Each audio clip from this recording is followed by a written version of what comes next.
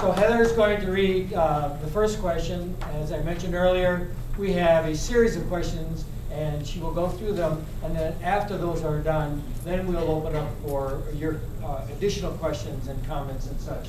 So I'll start with the first one, please. Okay, I'll use the microphone because last time it wasn't loud enough. But the first question has to do with the #1 concern of Wisconsin citizens, and that's jobs and the economy. And we want to know, first of all, what are your thoughts on Wisconsin's financial health?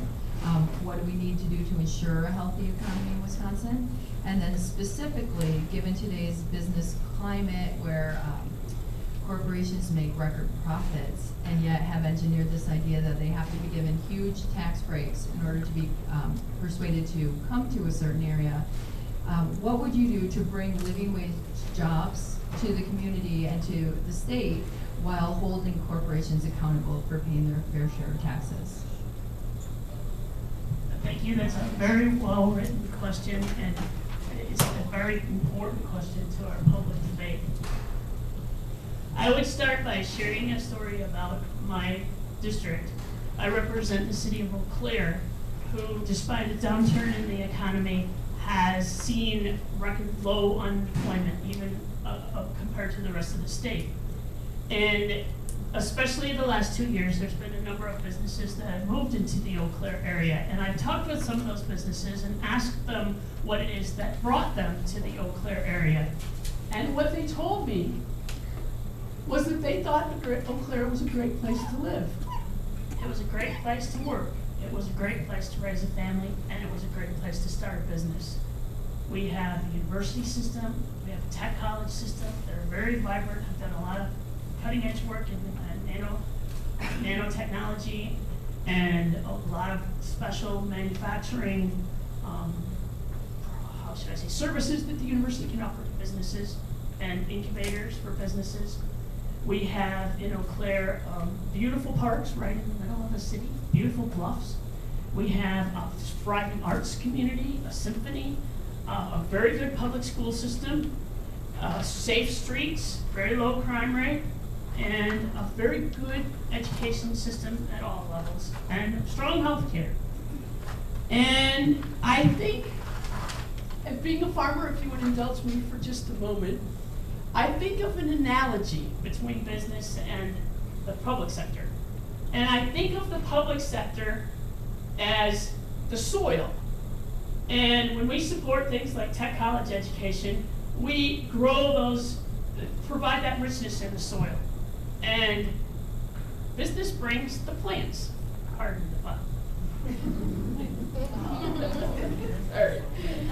What we have is a Republican legislature that gets it half right. They say that that government doesn't create jobs, businesses do. And they're right. But what they've been doing is draining the nutrients out of the soil and then wondering why the plants are dying. Think about this. We have, if you saw the Milwaukee Journal-Sentinel just a week ago, front page article, you saw there was a discussion by business leaders in the state about what to do to make Wisconsin more competitive for business. There were two main takeaways from that message that I took. One was that our uncertainty in current government makes it unlikely that businesses are going to go. The second one had to do with the gap between the workers' skills and the job demands. Well, what happened in the last budget? Proportionally, the largest single cut was to our tech colleges. So everywhere I talk with, from the people I met that teach welding at Milwaukee Area Technical College, to the people I talk to that teach welding at the Western Wisconsin Tech College in La Crosse, all across the state, they're telling me the same message. What is the message?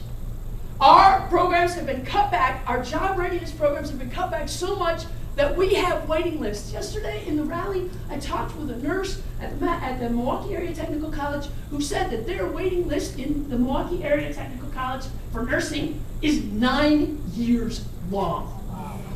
Now, think about that, ladies and gentlemen. We have people all over the state that are trying to hire nurses, and we can't get them educated. This is absolutely a solvable problem. We need to close that skills gap.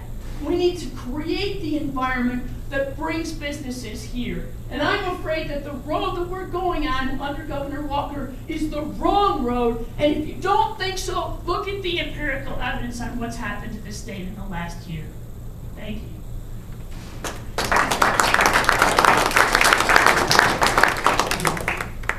The next couple of questions have to do with governance and your style of governance and how you'll